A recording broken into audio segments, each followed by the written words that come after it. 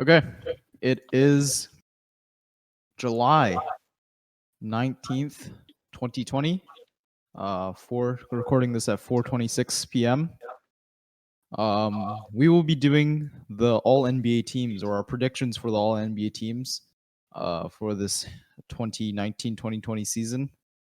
Unfortunately, it was cut short, and the NBA has made it clear that our awards or any awards given will be based off of, or season awards will be based off of the season before quarantine. So we do have enough accurate stats or whatever we've seen already to make a fair judgment on these players. Today we'll be doing 4 all NBA teams. That's because we found the first team was pretty self-explanatory, pretty much straightforward. Not too much to argue with. So we will be adding a 4th team, basically a team that we thought maybe could have had a chance of making the 3rd team. Just players that missed out simply because they simply due to injuries or whatnot, whatever it is. But and yeah, so let's start. So this is how we're gonna do it. All right. We're gonna start with the guards. I'll go first. I'll reveal my guards first, and then you'll reveal your guards for the first team, and then we'll make our argument if they're different. If they're the same, we'll just probably make a comment about it, and then we'll just continue from there. So guards, forwards, first team, guards, forwards, second team, and so on. All right, sounds fair? Yeah, sounds good. So so just to confirm, we're doing all of the guards first, and then we're doing all the forwards and centers after, or something? Let's do them in the same team. So we'll do guards and then forwards of the first team, and then move on to the second team. Great. We'll go one team at a time. All right. Take it. Okay, great. So guards, first team. I think there's really no dispute for these ones. I have LeBron James, who's listed as a point guard on Basketball Reference. We will be doing these teams based off of the positions they give on Basketball Reference, and LeBron James is a point guard this year. 10.6 assists a game, his career high. The other guard is James Harden. Another incredible year, 34.4 points a game. That's just mind blowing. He's the points leader. Do you have anything else to add, or Nope, is yours? I have LeBron James, James Harden, easy. Yeah. Here's the thing. The only player I have who might be able to make it into that position instead of maybe LeBron, and they'll show up in the second team, is Luka Doncic. He's averaging almost 30-point triple-double, and he's carrying the number 1 offense in the league. Yeah, I mean, I had Luka Doncic on. I had him on second team as well, but I think LeBron James is yeah. I think MVP caliber. Yeah, he's a MVP candidate along with James Harden this year. Although I think the MVP award is pretty undisputed as of right now. Best player on the best team, Giannis Antetokounmpo. Yeah, pretty much. Yeah, he made my first team. I bet your first team is the same. So I'm just gonna name them out right now. So I have Giannis, I have Anthony Davis, and I have Kawhi Leonard. Who did you have on center? Center? Yes. Well, I just put Anthony Davis as a center, but they're just 3 forwards here, right? I thought Anthony Davis is. Oh, we're doing 3 forwards. I thought. Okay. I had Giannis, I had Kawhi Leonard, and I had Nikola Jokic. Okay. So here's the argument here, right? This is an interesting conversation because so you believe Nikola Jokic is above Joel Embiid as far as centers go, because this is where we lead into a very interesting conversation. I do. I think okay. Here's what I think. I think okay. When I watched Nikola Jokic last year in the playoffs, he was hard carrying his team. I would pretty much argue he's pretty much the only star on his team. And while Joel Embiid had other people, he had Ben Simmons, he had Jimmy Butler, and they could not win. But Nikola Jokic was hard carrying. Okay, And like I think this guy he's just amazing. Plays so many minutes every game, and he still puts up that's like true. he That's puts actually very true. Like popular belief tells us like Nikola Jokic gets gassed in the last few minutes. He does. Like sometimes he's finding it difficult to run up and down the court, but they need him to win. Like they need him to play like 38 minutes a game in a playoff game to get a dub. Joel Embiid, he had minute restrictions until like 2 years ago. He's only played 44 games this year, and the max I think was 65 games before quarantine. He's only played 44. oh damn. So, Like so last year sorry. Nikola Jokic they were playing against Portland, right? right, yeah. And he was playing 52 minutes a game. I'm like, what? LeBron doesn't even play that much. Like I think Yeah, this guy that's true. Nikola Jokic really. I mean, we are talking about this year, and Nikola Jokic definitely had a slow start to this year. oh, yeah. 2010 and 7, not as efficient as we want him to be. I think 2 years ago he shot around 37, 39% from 3. This year is only 30. And he also like people think of him as a bad defender. He's not a bad defender. As far as if you look at his box plus minus defensive box plus minus numbers, which is comparing your defense to in every 100 possessions to an average defender, he's positive. He's above average. I think this guy's just tremendous. I think he's really good. I just had to just because this season, I just think Anthony Davis was better this season. Okay. And yeah, it's just 3 forwards, right? So I'm just putting Anthony Davis is a defensive player of the year candidate this year as well.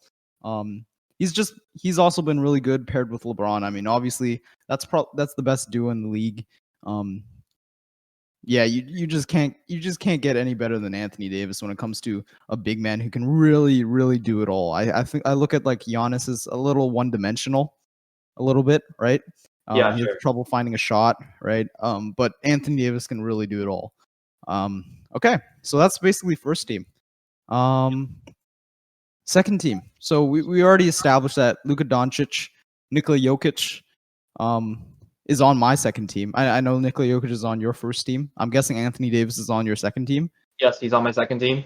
Right. Yeah, I had Anthony Davis on my second team, and I had Joel Embiid on my second team. Okay.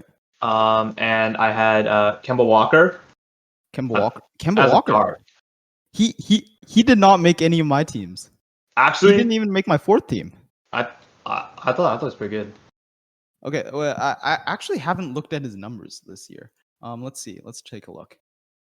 Because I know he's been very very efficient this year. Because he's been able to pick a shot.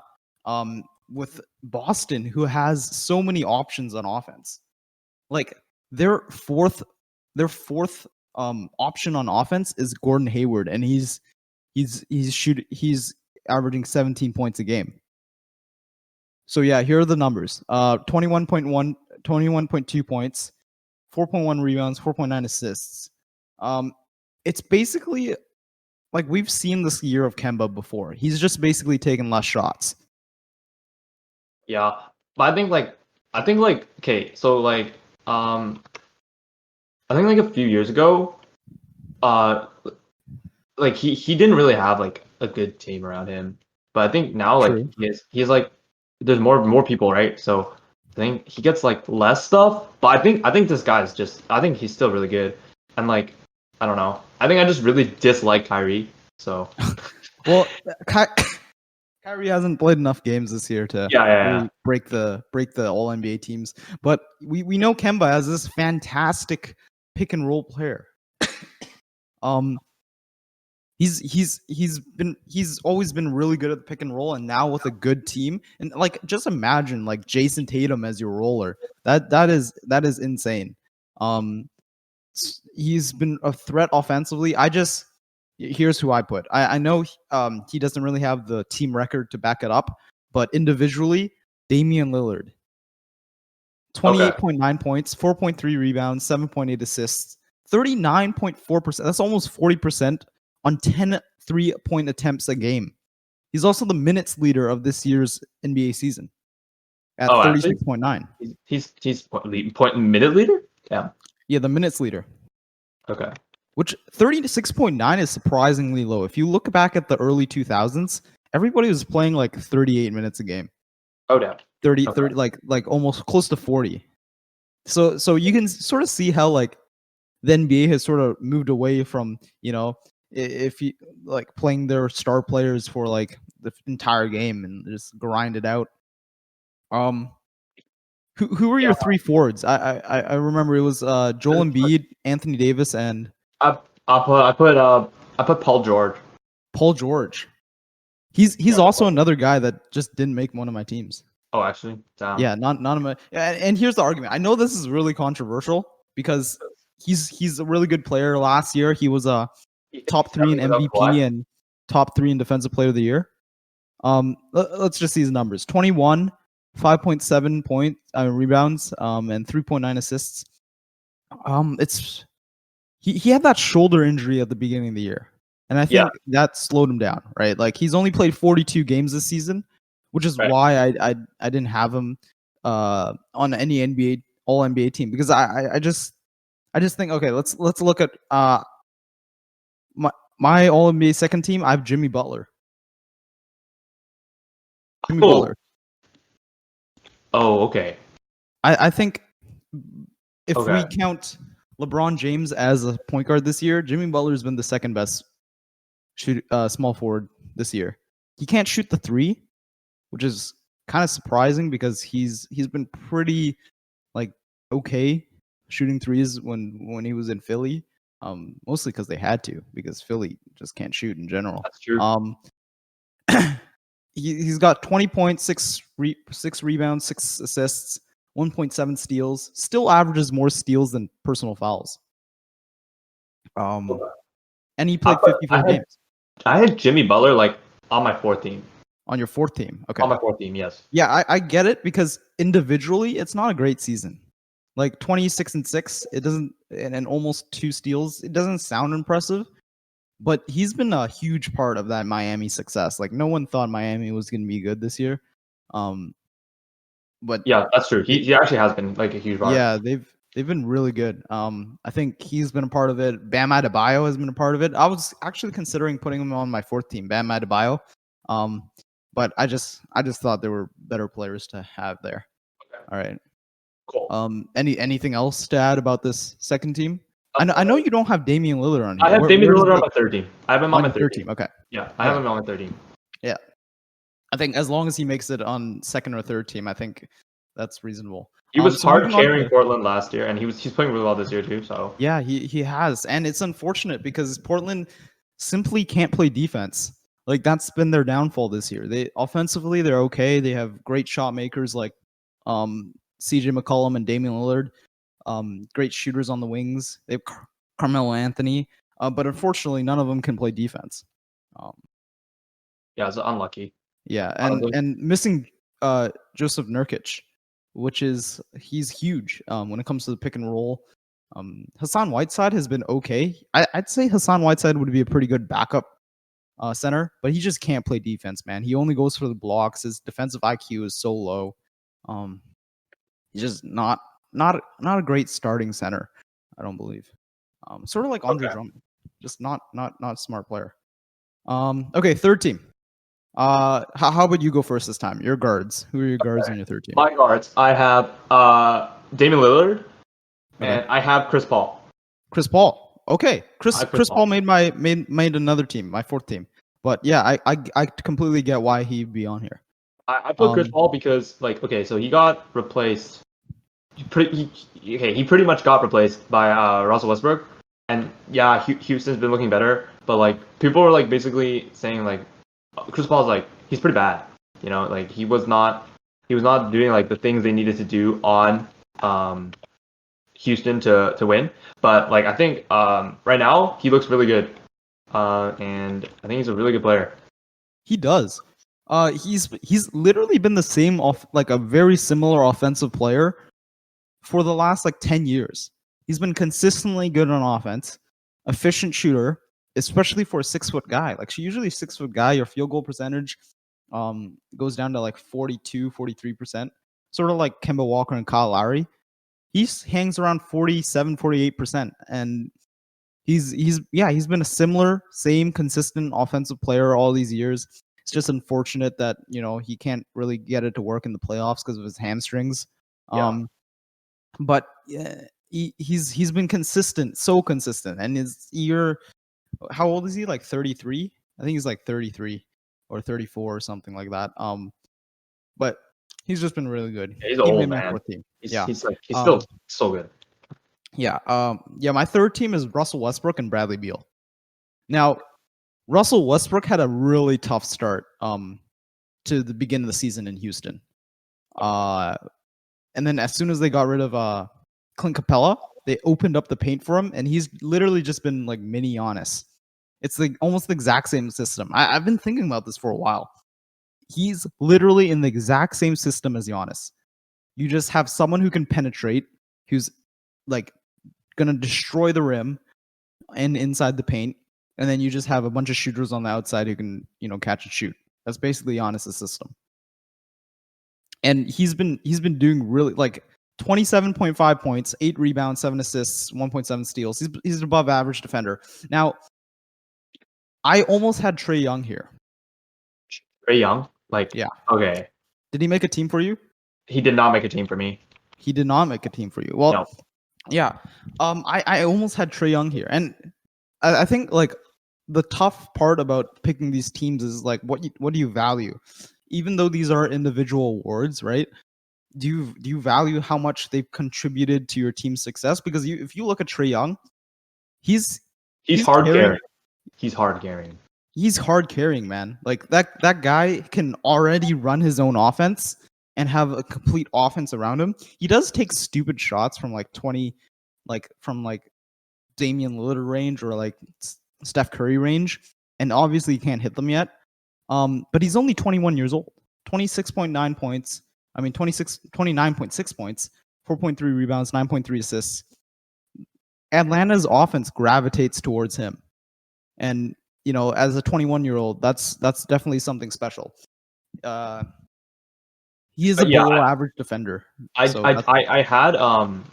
was thinking about that, but I think you have to be on maybe like somewhat of a winning team. I think because I don't know. I feel like if in terms of like these other players, like they're on good teams now, but I feel like right now some of these players have other stars, but some of these other players don't have that many stars, but they're still winning, And I think if you just look at the points or whatever, it doesn't tell the whole story. I think winning is a big part. Being a team player, I think that's really important, especially. Yeah.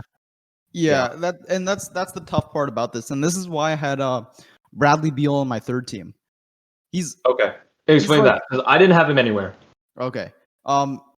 He's playing very the numbers speak for themselves. It's not like he's playing poorly. It's not like he's taking bad shots because he's the only good player on the team right now. He's averaging 30 plus points a game on average shooting. 45% from the field, 35% from 3. That's pretty good for someone who has to take 22, 23 shots a game.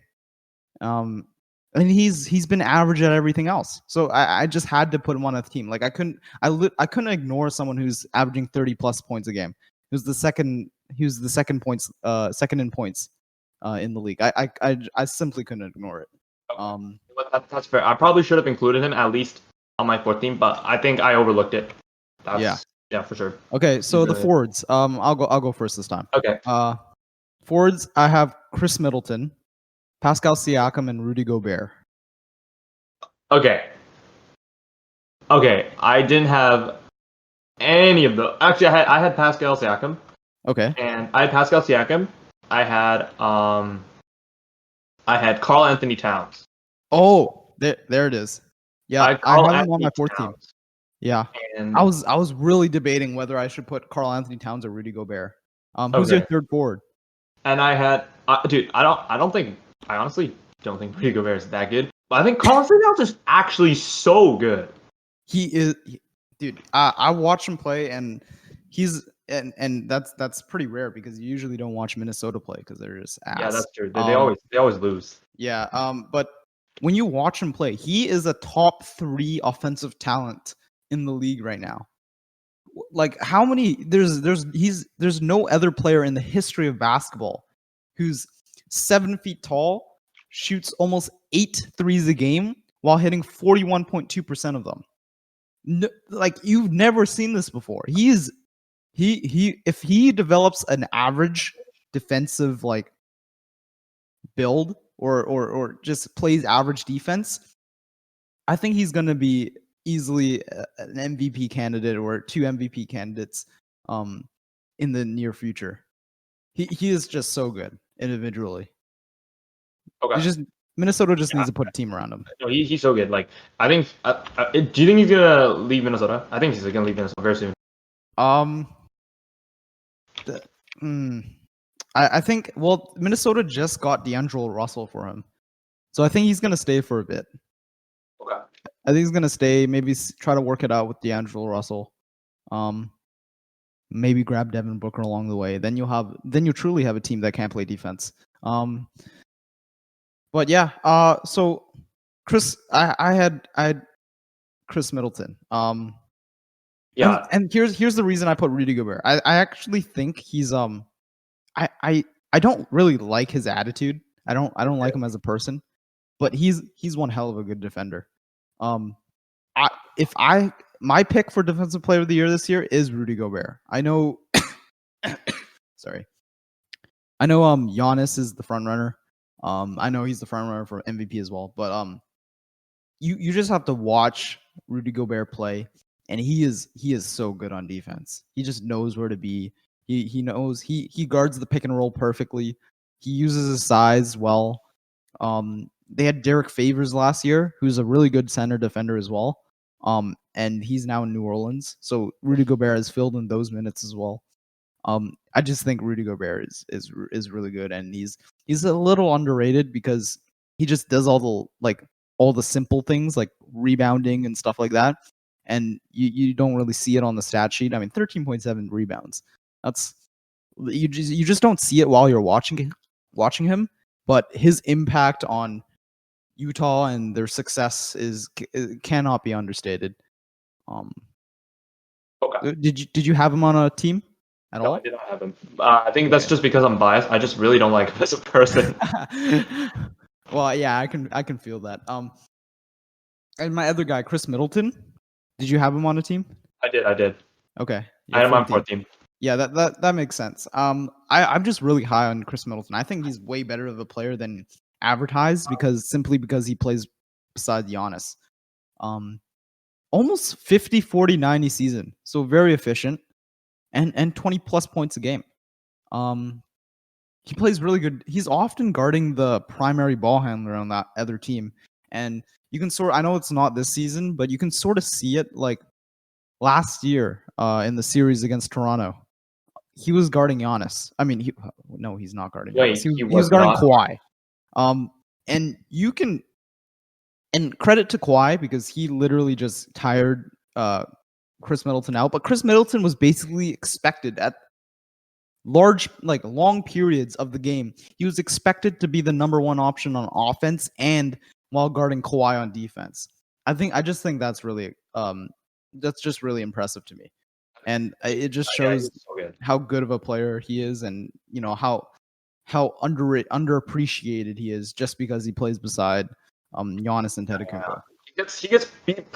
He does get overshadowed like as a player, especially because he's like people just think because Giannis he's like so flashy and he looks so cool playing it. He just it's just like it's kind of unlucky, but like it's like they think it's a Giannis hard carry, but like they pretty much like they work together like really well, and like he's just a really really good player, and like very good complementary player. He's almost besides maybe Klay Thompson, he's probably the best complementary piece in the league right now. I'd say because you can. Do you think that like do you think what's it called? Do you think Anthony Davis is would you say like a duo then with LeBron instead of like complementary? Anthony Davis.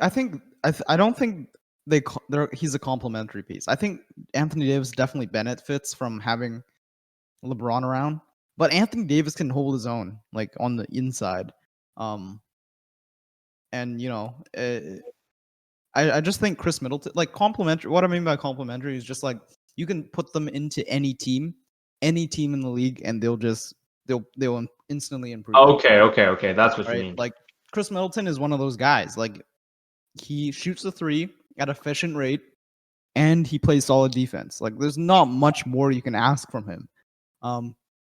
Which is sort of like what I touched on in my other piece, 3-and-D big. Like if you had someone who can guard every single position while also shooting the three efficiently, like there's nothing more you can ask from them to do that, and they're just a perfect piece to complement any team in the league right now.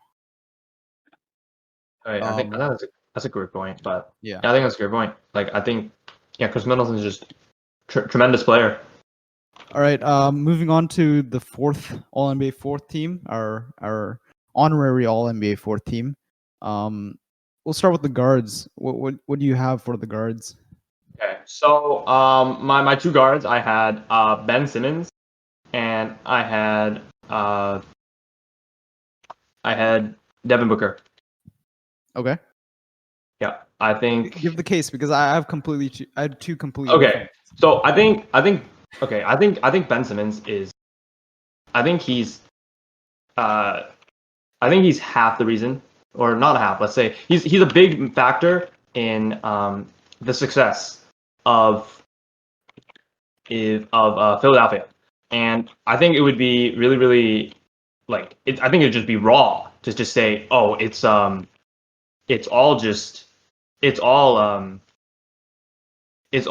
Embiid. It's not, because I think this guy is I think he's a tremendous player. Like people meme about this guy, but I think he's still really, really good. And Devin Booker, his team is not great, but like I think he does like the best with what he can get. Like I don't think many players are able to like if you like take on the example like Karl Anthony Towns, right?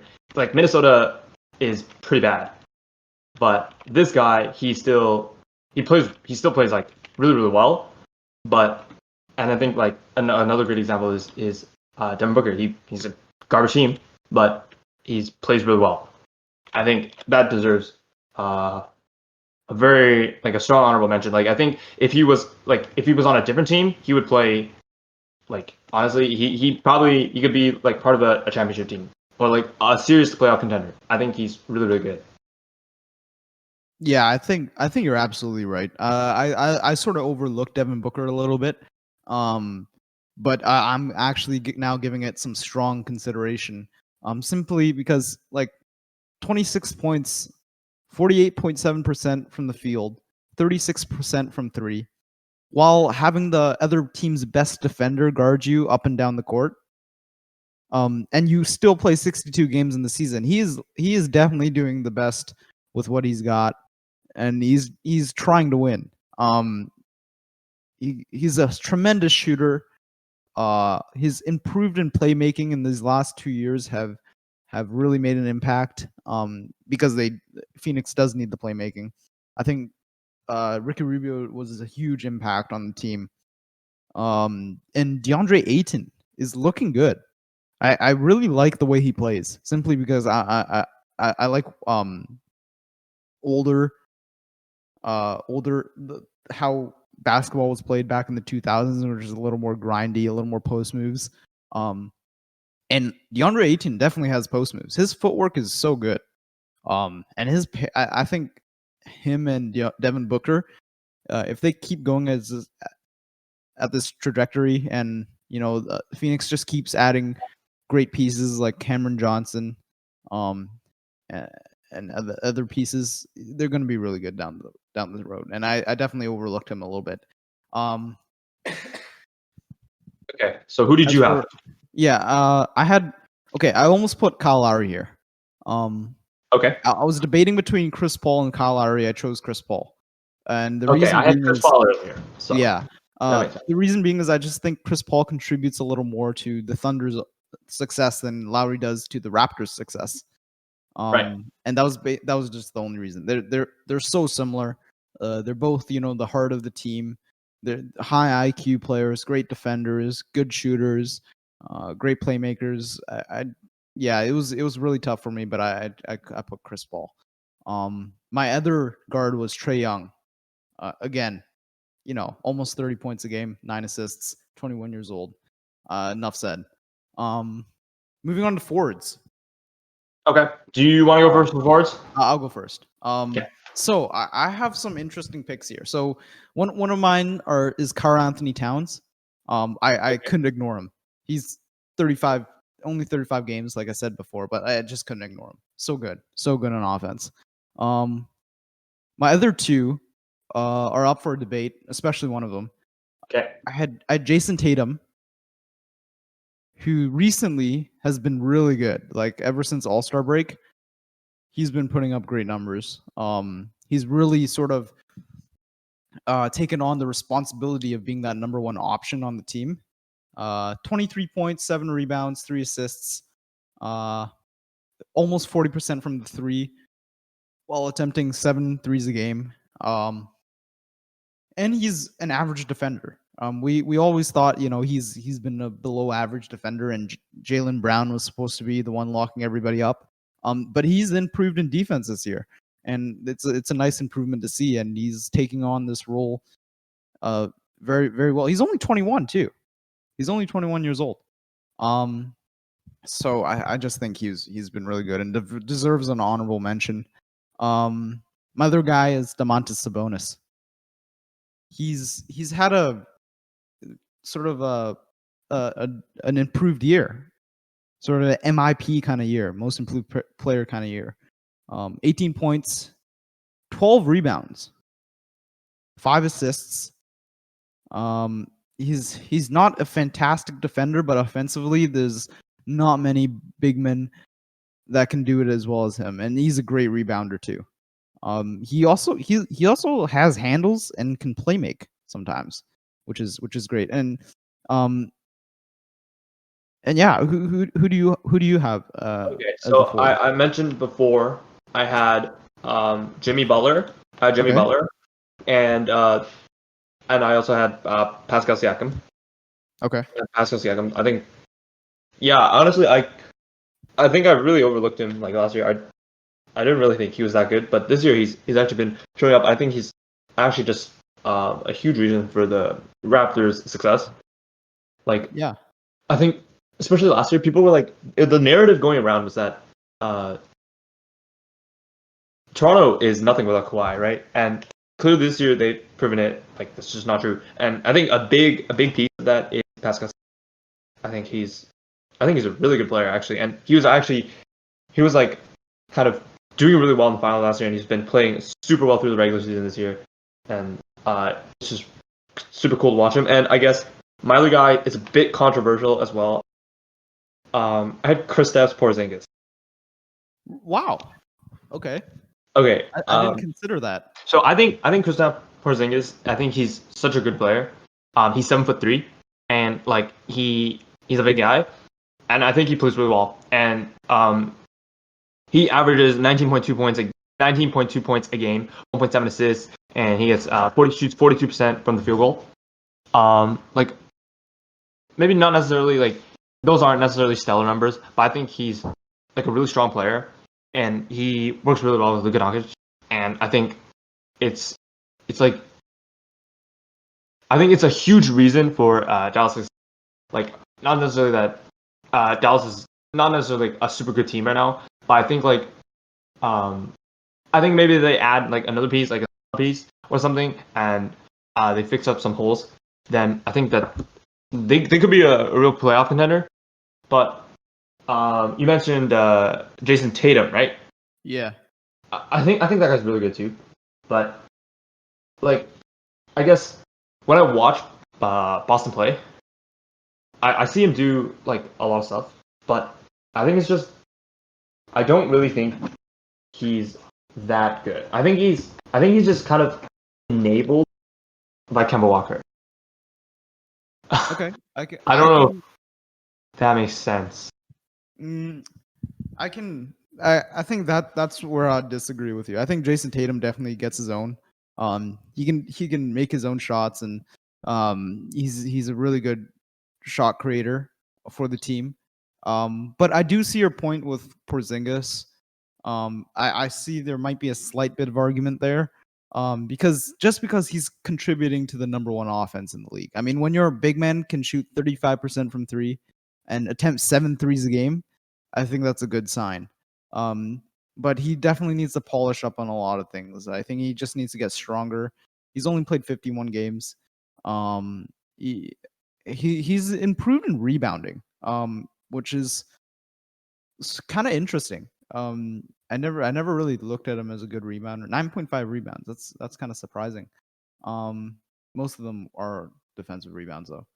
Um, but he's a above average rim protector as far as blocks go. Um, but yeah, I do see there's a little bit of argument there.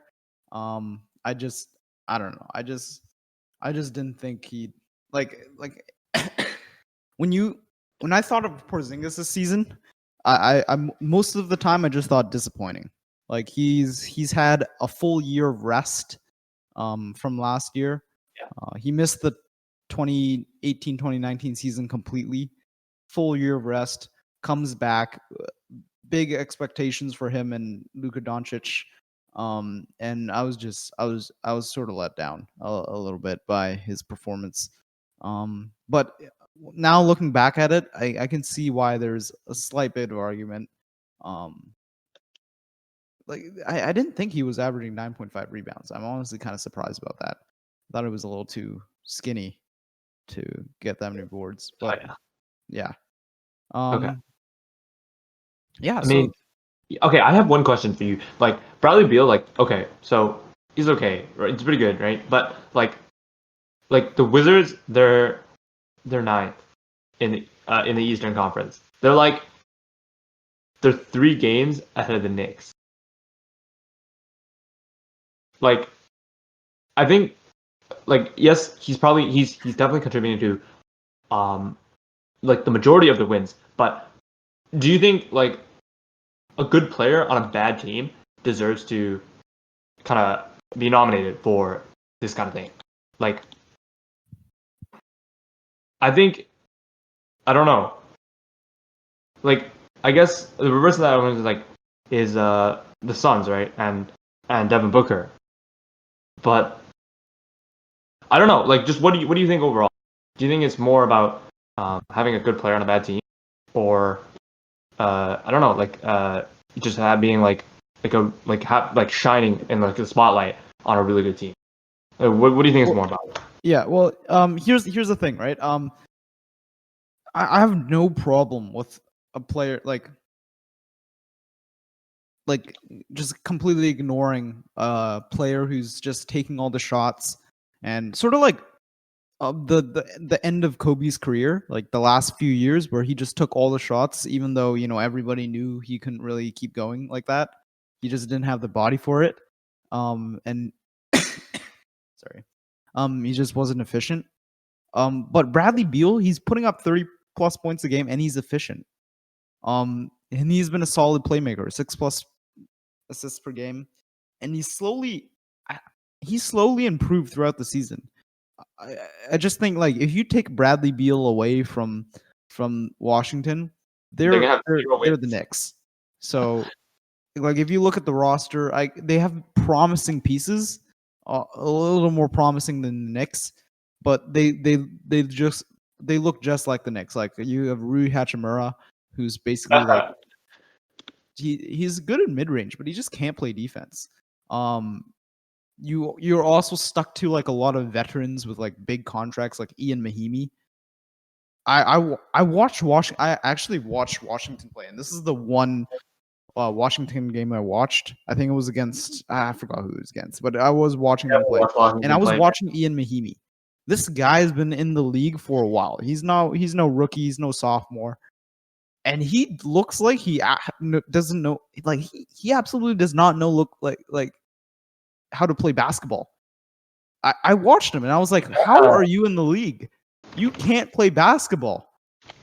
There are so many players who are like just not how. First of all, how do you get paid 11 million a year? That's the real question. He's paid 11 million a year. Yeah, I just the I hell? don't know. I just think if you take Bradley Beal away and you take John Wall away, the Washington are in the shits.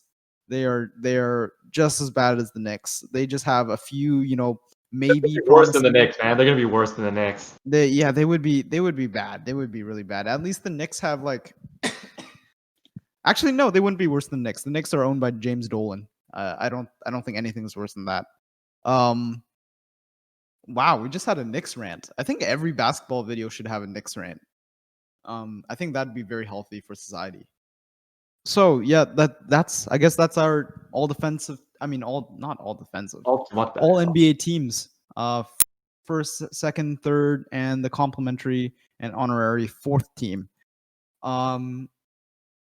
It was actually. I think we were pretty productive. We got a lot of talking points out. I think we had a great conversation on especially the guards. The guards were kind of tricky, I think. Yeah, for sure. It was tough because you have so many guards in the league who are just on bad teams, and the team's just giving them all the possessions. I mean, like, not saying Luka Doncic is on a bad team, but he has 37% usage rate. That's crazy. Team could be better. Yeah, like that's really crazy. He's only shooting 30% from three, which is actually really problematic to me. Like everybody thinks of him as a great 3-point shooter. 30%. Man. Yeah, he's winning games, so he'll improve anyways. But yeah, it was great talking to you. Yeah, you too. Like I think we Yeah, talked a lot about the criteria. I think that was really good. Yeah. That's a huge part. And yeah. So that's the end of our segment. That's the end of episode 1 of this NBA podcast thing that we have going on here at Delay of Game. Tune in once in a while, maybe, to see to take a look at our content. We're doing basketball, soccer, and hockey. We have podcasts for both hockey and basketball. We posted weekly. It's going to be great. It's going to be fun. This is quarantine. Have some fun. All right. See you guys next week. See you, man.